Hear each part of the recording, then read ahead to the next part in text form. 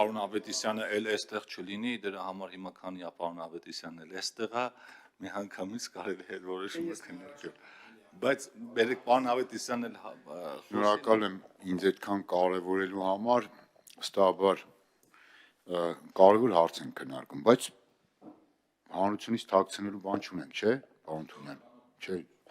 Բայց այս քննարկումը մի հատ մտահոգություն առաջացնում, այս մի ձև ոնց որ ուզենակ տենց ուզում սղացնելով